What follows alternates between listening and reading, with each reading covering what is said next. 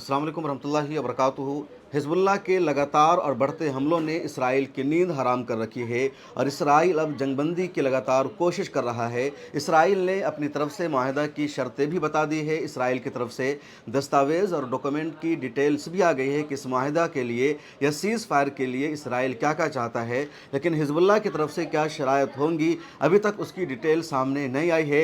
एक तरफ आलमी सतह पर या दुनिया भर के ममालिक के बीच लेबनान और इसराइल के लिए जंगबंदी की कोशिशें हो रही है, सीज़ फायर के लिए बातचीत की जा रही है और इसराइल कैसे सीज़ फायर चाहता है, उसकी क्या शर्तें हैं, उसकी डिटेल्स भी सामने आ गई है। अमरीकी वाइट हाउस का ये भी कहना है कि अगले चंद घंटों में बाज़ाब्ता सीज़ फायर का ऐलान हो जाएगा।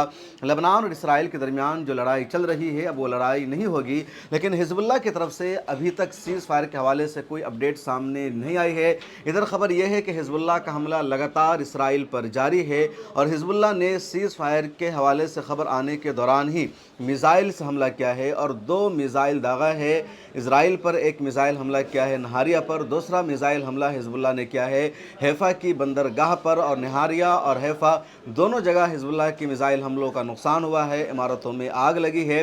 किसी जानी नुकसान की इत्तला नहीं है, लेकिन कई आर्मी के ज़ख्मी होने की खबर है। तो हिज़्बुल्लाह का मिसाइल हमला लगातार बढ़ता जा रहा है और इसराइल की परेशानी बढ़ती जा रही है।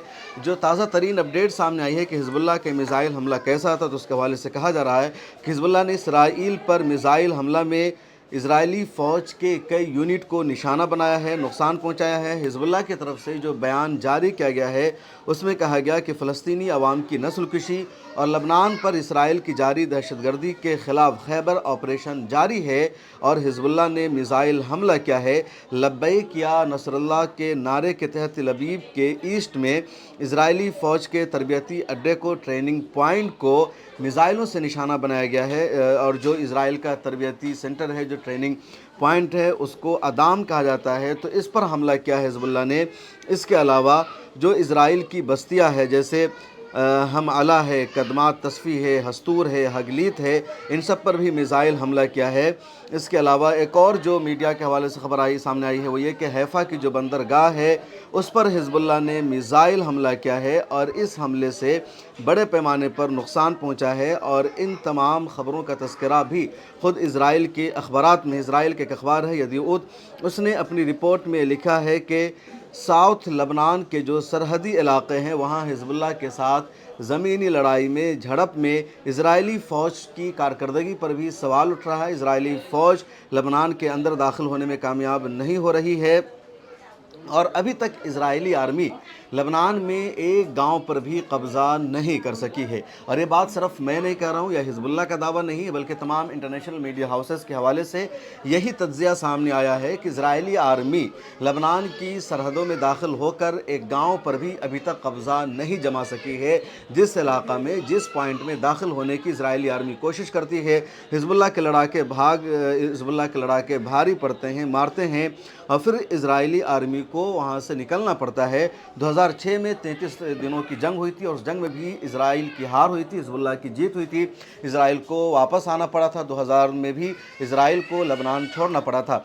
अब इसीलिए जब इजराइल का लगातार नुकसान हो रहा है, तमाम इंटरनेशनल मीडिया हाउसेस का जो तज्ज़िया है, तमाम एक्सपर्ट की जो राय है वो यही है कि इस जंग में इजराइल की हार हो रही है, हिज़्बुल्लाह की जीत हो रही है।